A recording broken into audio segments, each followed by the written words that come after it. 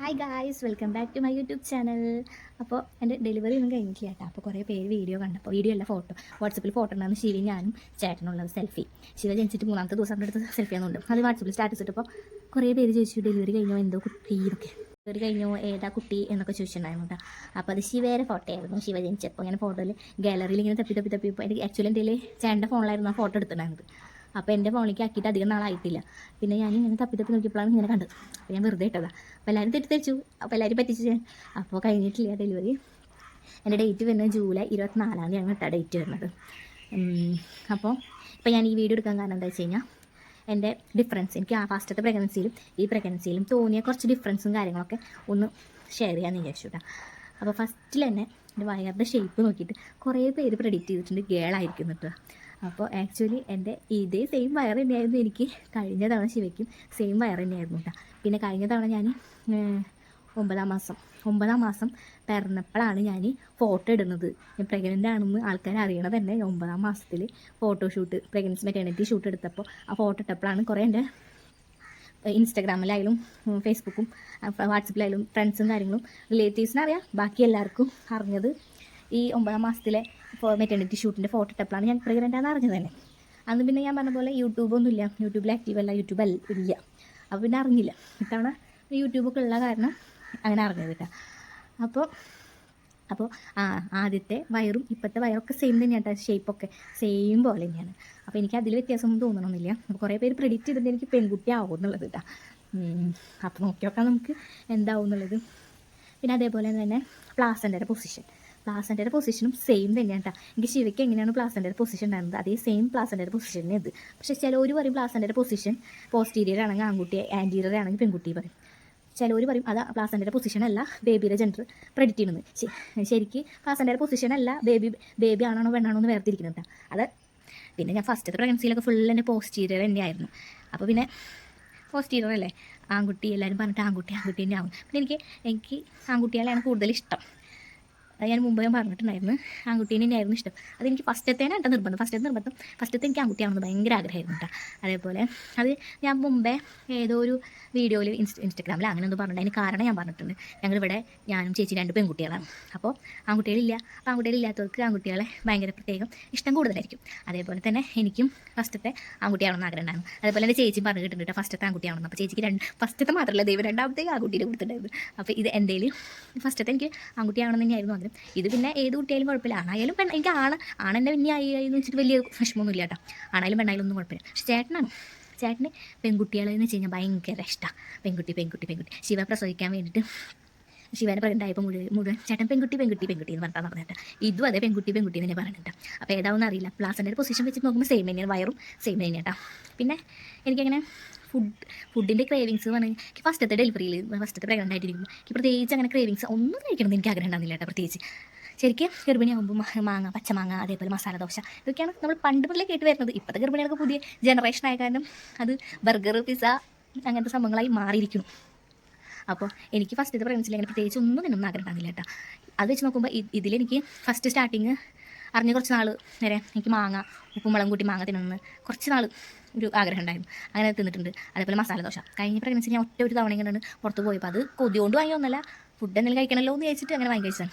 ഇതിന് പിന്നെ ഞാൻ 4 പ്രാവശ്യം 5 പ്രാവശ്യം മസാല ദോശ കഴിച്ചിട്ടുണ്ട്. ഇതിലെനിക്ക് മസാല ദോശ കഴിക്കാൻ ഭയങ്കര ആഗ്രഹം എനിക്ക് തോന്നിയിരുന്നു.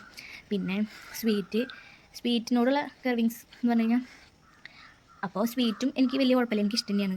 എനിക്ക് മധുരമുള്ളത് കഴിക്കാനും ഇഷ്ടമാണ്, പുളിയുള്ളത് കഴിക്കാൻ പുളിയുണ്ടും. അതെ, പുളി പറഞ്ഞു കഴിഞ്ഞാൽ അങ്ങനെ കുഴപ്പമില്ല. എന്നാലും രണ്ടും എനിക്ക് മധുരമായാലും ഉപ്പായാലും പുളിയായാലും ഒക്കെ സെയിം ആയിട്ടാണ് പോണത് കഴിക്കാൻ. വലിയ അങ്ങനെ മധുരത്തോട് ഇഷ്ടമാണെങ്കിൽ പെൺകുട്ടി, അതേപോലെ ഉപ്പും പുളിയും ഒക്കെ ഇഷ്ടമാണെങ്കിൽ ആൺകുട്ടി, അങ്ങനെ പറയുന്നുണ്ട്. ഫസ്റ്റത്തേന് എനിക്ക് പ്രത്യേകിച്ച് ഒരു കൊതിയില്ലാത്ത കാരണം എനിക്കറിയില്ല. ഇതിന് പിന്നെ എനിക്കൊക്കെ എല്ലാതും സെയിം പോലെ തന്നെ പോകുന്നത്. ഉപ്പിട്ട് വെച്ച് നോക്കുമ്പോൾ ഞാൻ വെയിറ്റ് കഴിഞ്ഞ പ്രഗ്നൻസിയുടെ പോലെ തന്നെ ഞാൻ വെയിറ്റ് വെച്ചിട്ടുണ്ട് കേട്ടോ. സെയിം ഏകദേശം കഴിഞ്ഞ പ്രഗ്നൻസിയിൽ അത്രയും വെയിറ്റ് വെച്ചിട്ടില്ലെങ്കിലും ചെറിയ അത് 1, 2, 3 കിലോ വ്യത്യാസത്തിൽ ഇത്തവണ വെയിറ്റ് വെച്ചിട്ടുണ്ട്. അപ്പോൾ അതൊക്കെ സെയിം തന്നെയാണ്. പക്ഷേ എൻ്റെ കഴിഞ്ഞ പ്രഗ്നൻസി വെച്ച് നോക്കുമ്പോൾ ശിവയ്ക്ക് വെയിറ്റ് ഉണ്ടാവാൻ കാരണം എന്ന് പറഞ്ഞു കഴിഞ്ഞാൽ ഷുഗറിൻ്റെ കാരണം. ഷുഗർ വന്നു കഴിഞ്ഞാൽ കുട്ടികൾക്ക് പെട്ടെന്ന് വെയിറ്റ് കൂടുന്നുള്ള കാരണം. അപ്പോൾ ഒരു 32ാമത്തെ ആഴ്ചയിലത്തെ അങ്ങോട്ട് സ്കാനിങ് കഴിഞ്ഞപ്പോഴാണ് ഡോക്ടർ പറഞ്ഞത്, 32 അല്ല അതിന് മുമ്പത്തെ സ്കാനിങ് ആണെന്ന് തോന്നുന്നു, കറക്റ്റ് ഓർമ്മയില്ല, ആ റിപ്പോർട്ട് ഇല്ലെങ്കിൽ. അപ്പോൾ ആ ഒരു സ്കാനിങ് കഴിഞ്ഞപ്പോഴാണ് ഉണ്ണിക്ക് പെട്ടെന്ന് വെയിറ്റ് കൂടി. 32 ഉണ്ട്, 32 തന്നെ വെയിറ്റ് നോക്കിയപ്പോൾ സ്കാനിങ് റിപ്പോർട്ട് നോക്കിയപ്പോൾ അതിൽ വെയിറ്റ് ഭയങ്കര വെയിറ്റ്, നമ്മുടെ വീക്ക് വെച്ച് നോക്കുമ്പോൾ ഭയങ്കര വെയിറ്റ് കൂടുതലായിരുന്നു. അപ്പോൾ ഡോക്ടർ പറഞ്ഞത് എൻ്റെ വെയിറ്റ് കൂടിയത് പെട്ടെന്ന് ഇനി ഷുഗർ ഉണ്ടോ എന്നൊരു സംശയം, ഒന്ന് ചെക്ക് ചെയ്ത് നോക്കാൻ പറഞ്ഞു. അത് നോക്കിയപ്പോഴാണ് സംഭവം 252 അങ്ങനെ എന്തായിരുന്നു ഷുഗർ എനിക്കിട്ടാ, ഭയങ്കര കൂടുതലായിരുന്നു. അപ്പോൾ അങ്ങനെ ഷുഗർ നമ്മൾ ഗ്ലൂക്കോസ് കുടിച്ച് ടെസ്റ്റ് ചെയ്യില്ല, അപ്പോൾ എനിക്ക് ഷുഗർ ഉണ്ടാകുന്നില്ല, അതുകൊണ്ട് അറിഞ്ഞില്ല. പിന്നെ ബേബിയുടെ വെയിറ്റ് കൂടിയപ്പോഴാണ് ശ്രദ്ധിച്ചത്, അപ്പോഴാണ് നല്ല വെയിറ്റ് ഇത് ഷുഗർ ഉണ്ടെന്ന് അറിഞ്ഞത്. അപ്പം അങ്ങനെ പിന്നെ ഇൻസുലിൻ സ്റ്റാർട്ട് ചെയ്തു അങ്ങനെയൊക്കെ. ഇതിന് പിന്നെ അപ്പോൾ അതുകൊണ്ട് ഉണ്ണി നല്ല വെയിറ്റ് ഉണ്ടാകും കേട്ടോ. ബർത്ത് വെയിറ്റ് 3400 ഉണ്ടായിരുന്നു ശിവ. ഇത് പറഞ്ഞു കഴിഞ്ഞാൽ വെയിറ്റ് കുറവാണ്. ലാസ്റ്റ് സ്കാനിങ് കഴിഞ്ഞാൽ 2.3 സംതിങ് kg ഉള്ളൂ കേട്ടോ. അത്രയും കുറവാണ് ശിവരെ. ഈ ലാസ്റ്റ് സ്കാനിങ്ങിൻ്റെ സമയത്തിന് ഓൾമോസ്റ്റ് എത്രയോ കൂടെ ആയിരുന്നു എനിക്ക് ഓർമ്മ. ഞാൻ പറഞ്ഞില്ലേ ആ സ്കാനിങ് റിപ്പോർട്ട് അവർ വാങ്ങിച്ചാൽ എനിക്ക് ഓർമ്മയില്ല, പക്ഷേ നല്ല വെയിറ്റ് ഉണ്ടായിരുന്നു. ഇതിൽ ഉണ്ണി വെയിറ്റ് കുറവാണ്. വെയിറ്റ് വെക്കാനുള്ള മരുന്നൊക്കെ തന്നിട്ടുണ്ടായിരുന്നു, അത് കഴിച്ചു. വെയിറ്റ് കുഴപ്പമില്ല പറഞ്ഞു. ഇനിയിപ്പോൾ ഡെലിവറിക്ക് ഇനി സമയമുണ്ടല്ലോ, അതിൻ്റെ ഉള്ളിൽ എന്തായാലും വെയിറ്റ് വെച്ചോളൂ. ഇപ്പോൾ ഉള്ളതിൽ ഇപ്പോൾ കറൻറ്റ് ലാസ്റ്റ് സ്കാനിങ്ങിൽ 2300 സംതിങ് ഉള്ളത്. അപ്പോൾ അതെന്തായാലും ഇനി ഡെലിവറി ആകുമ്പോഴേക്കും വെയിറ്റ് വെച്ചോളൂ എന്നാണ് പറഞ്ഞത് കേട്ടോ. എനിക്ക് വെയിറ്റ് ചിലവർ വെയിറ്റ് കുട്ടികളുടെ അല്ലെങ്കിൽ നമ്മളെ അമ്മമാരുടെ തന്നെ വെയിറ്റ് വെച്ച് കഴിഞ്ഞാൽ ചിലവർ പറയുമ്പോൾ കുഴപ്പമില്ല അങ്ങനെ എത്ര വെച്ച് കഴിഞ്ഞാൽ പറയാൻ ഭയങ്കര ബുദ്ധിമുട്ടുള്ളവരട്ടെ. എനിക്ക് പേഴ്സണലി എനിക്ക് നല്ല ഇതുണ്ട്, വെയിറ്റ് വെച്ച് കഴിഞ്ഞാൽ പറയാൻ ഭയങ്കര ബുദ്ധിമുട്ടുള്ളവർ എനിക്കറിയാം കേട്ടോ. എൻ്റെ അറിവിൽ തന്നെ ഉണ്ട്. ഞാൻ ചോദിച്ചിട്ട് പറയാത്ത ആൾക്കാരൊക്കെ ഉണ്ട് കേട്ടോ. എനിക്കങ്ങനെ ബുദ്ധിമുട്ടൊന്നുമില്ല. നമ്മൾ വെയിറ്റ് പറഞ്ഞു വെച്ചിട്ട് അവരിപ്പോൾ നമ്മളൊന്നും ചെയ്യാനൊന്നും പോടില്ല. അപ്പോൾ എനിക്ക് എൻ്റെ അറിവിൽ തന്നെ അങ്ങനെയുള്ള കാര്യമാണ് ഞാൻ പറഞ്ഞിട്ടാ. അപ്പോൾ നമ്മൾ വെയിറ്റ് പറഞ്ഞു വെച്ചിട്ട് അവർക്ക് ഇപ്പോൾ എന്താ വേദന കൂടുന്നത് അവരത് പറഞ്ഞു നടക്കും, എനിക്കറിയില്ല കേട്ടോ. അപ്പോൾ അങ്ങനെ ഇപ്പോൾ ശിവന ഡെലിവറി സമയത്ത് എനിക്ക് 75 കിലോ ഉണ്ടായിരുന്നു കേട്ടോ. 75, 74. അത് ഡെലിവറിയുടെ 3 ദിവസം മുമ്പേ പോയി ഡോക്ടറെ കാണിച്ചപ്പോൾ എനിക്ക് 75 ഡെലിവറിയുടെ അന്ന് 74 1 കിലോ കുറഞ്ഞു. അത് ചിലപ്പോൾ ഫുഡിൻ്റെ എന്തെങ്കിലും കഴിച്ചതിൻ്റെ എന്തെങ്കിലും ഡിഫറൻസ് കാരണവും 75 ഉണ്ടായിരുന്നു എനിക്ക്. 20 കിലോ, ഞാൻ 55 സ്റ്റാർട്ടിങ് വെയിറ്റ്, ലാസ്റ്റ് 75 കിലോ, അങ്ങനെ കറക്റ്റ് 20 കിലോ ഞാൻ കൂടി ഉണ്ടാകും കേട്ടോ. ഇത്തവണ ഇപ്പം ഞാൻ കറൻ്റ്ലി ഇപ്പോഴത്തെ വെയിറ്റ് എന്ന് പറഞ്ഞു കഴിഞ്ഞാൽ 71 നിൽക്കുന്നത്. ഇനിയിപ്പോൾ സമയമുണ്ടല്ലോ, വെയിറ്റ് വെക്കാൻ സമയമുണ്ട്, എന്നാലും ഇപ്പോൾ 71 നിൽക്കുന്നത് കേട്ടോ. അപ്പം ശിവയുടെ ഡെലിവറി കഴിഞ്ഞ സമയം വെച്ച് നോക്കുമ്പോൾ ഇപ്പോൾ ഞാൻ ഇരിക്കുന്ന ടൈം ഉണ്ടല്ലോ, അതിനായിട്ടൊക്കെ മുമ്പ് ശിവയുടെ ഡെലിവറി കഴിഞ്ഞു കേട്ടോ. എനിക്ക് ഷുഗർ കൂടുതലായ കാരണം. ഇപ്പോൾ ശിവയുടെ 37ാമത്തെ ആഴ്ചയിലായിരുന്നു. അപ്പോൾ എനിക്കിപ്പോൾ 37 ആഴ്ച കഴിഞ്ഞു, 38 ആഴ്ച തുടങ്ങി. അപ്പോൾ ശിവയുടെ 37 ആഴ്ച ആകുമ്പോൾ എനിക്ക് 75 കിലോ ഉണ്ടായിരുന്നു. ഇപ്പോൾ എനിക്ക് 37 കഴിഞ്ഞിട്ടും 71 നിൽക്കുന്നത്. ചെറിയ വ്യത്യാസം, ഞാൻ പറഞ്ഞില്ല ആദ്യം വ്യത്യാസമല്ല, കുറച്ച് വ്യത്യാസത്തിലാണ് നിൽക്കുന്നത്. പക്ഷേ ശിവ അന്ന് വെയിറ്റ് ഉണ്ടായിരുന്നു, ഈ ഉണ്ണി വെയിറ്റ് കുറവാണ് ഇപ്പോൾ. ഇനി ഡെലിവറി സമയത്ത് അറിയാലോ. പിന്നെ ഡെലിവറി കഴിഞ്ഞാലും ഉണ്ണികളിപ്പം ശിവ 3400 ഉണ്ട്, ജനിച്ചപ്പോൾ ഉണ്ട് മണ്ട് കാര്യമില്ല, കഴിഞ്ഞിട്ട് 2800 കുറഞ്ഞു. അത് കുറയും. പിന്നെ പിള്ളേർ നീരൊക്കെ പോയി കഴിഞ്ഞാൽ കുറയും എന്തായാലും. അങ്ങനെ ഇനിയിപ്പോൾ ഇയാളെന്താവും അറിയില്ല കേട്ടോ. അപ്പോൾ അങ്ങനെയൊക്കെ ഡിഫറൻസ്. പിന്നെ ഹെയർ ഗ്രോത്ത് ഉണ്ടാവുന്നു. ഞാൻ വെട്ടിയ വീഡിയോ ഒക്കെ ഇട്ടിട്ടുണ്ടായിരുന്നു. മുടി വെട്ടിയിട്ട് ഞാൻ മാർച്ച് ഒരു 29th ഞാൻ മുടി വെട്ടിയത് കേട്ടോ. ഇപ്പോൾ ജൂലൈ ആയി, മുടി കുറച്ചൊക്കെ വലുതായിട്ടുണ്ടെന്ന് എനിക്ക് തോന്നുന്നു കേട്ടോ. അപ്പോൾ ഞാൻ അമ്മോട് ചോദിച്ചു നോക്കാം, പഴയ വീഡിയോ എടുത്ത് നോക്കി നോക്കുന്നത് നമുക്ക്. അപ്പോൾ ആ വീഡിയോയിൽ നോക്കി കഴിഞ്ഞാൽ അറിയാം എത്രത്തോളം മുടി വെച്ചിട്ടുണ്ട്. ഒന്നാമത്തെ പ്രഗ്നൻ്റ് ആയിട്ടിരിക്കുമ്പോൾ മുടി എന്തായാലും ഹെയർ ഫോൾ കുറവാകുക, അതുപോലെ ലെങ്ത്ത് വയ്ക്കും. പിന്നെ ഡെലിവറി കഴിഞ്ഞാലാണ് മുടി കൊഴിച്ചിൽ ആരംഭിക്കുക. പിന്നെ ശരിക്കും പ്രഗ്നൻ്റ് ആയിട്ടിരിക്കുമ്പോൾ പണ്ടുള്ളവർ പറയുന്നത് പ്രഗ്നൻ്റ് ആയിട്ടിരിക്കുമ്പോൾ ശരിക്കും മുടി വെട്ടാൻ പാടില്ല പറയില്ല. കഴിഞ്ഞ തവണ ഞാൻ മുടി വെട്ടിയിട്ടില്ല, അതുകൊണ്ട് തന്നെ നല്ല കോല് പോലെ നല്ല നീട്ടൊക്കെ വെച്ചിട്ടുണ്ടാകും. എനിക്കങ്ങനെ കോല് പോലെ കുറേ നീട്ടുള്ളത്, ഉള്ളിലാണ് നീട്ടുള്ളത് എനിക്കിഷ്ടമില്ല. അപ്പോൾ ഞാൻ ഇടയ്ക്കിടയ്ക്ക് മുടി വെട്ടി കൊടുക്കുന്നതാണ് കേട്ടോ. ഞാനല്ല അമ്മ, എൻ്റെ ഒഫീഷ്യലി എൻ്റെ മുടി വെട്ടി തരുന്നത് എൻ്റെ ചേച്ചിയുടെ പിന്നെ അവൾ തന്നെ വെട്ടാറുണ്ട്. എൻ്റെ മുടി ഇന്നേ വരെ അമ്മ എന്നെ വെട്ടിയില്ല കേട്ടോ. എൻ്റെ ഇടയ്ക്ക് ഒരു പ്രാവശ്യം മാത്രമാണ് ഞാൻ ബ്യൂട്ടി പാർലറിൽ പോയിട്ട് വെട്ടി വെറുതെ പോയി വന്നപ്പോൾ എല്ലാവരും വെറുതെ കാശ് ഇതാണ് ഞാൻ വെട്ടിയെന്നില്ലേ വേണ്ടി ചേച്ചിയൊക്കെ പറഞ്ഞിട്ടാണ്. അത് തവണ എന്നെ വെട്ടിട്ടോ, പിന്നെ അമ്മേനെ വെട്ടാം. അപ്പോൾ ഡെലിവറി പ്രഗ്നൻ്റ് ആയിട്ടിരിക്കുമ്പോൾ മുടി വെട്ടാൻ പാടില്ല എന്ന് പറഞ്ഞിട്ട് കഴിഞ്ഞ തവണ ഞാൻ വെട്ടിയിട്ടില്ല. പക്ഷേ ഇത്തവണ ഞാൻ എത്രയോ കേക്ക് വെട്ടി, തലോണം മുടി ഉണ്ടാകുന്നല്ലോ എനിക്ക്. അപ്പോൾ അത് വെട്ടി ഇത്രയായി നല്ല ലെങ്ത് ഉണ്ട്.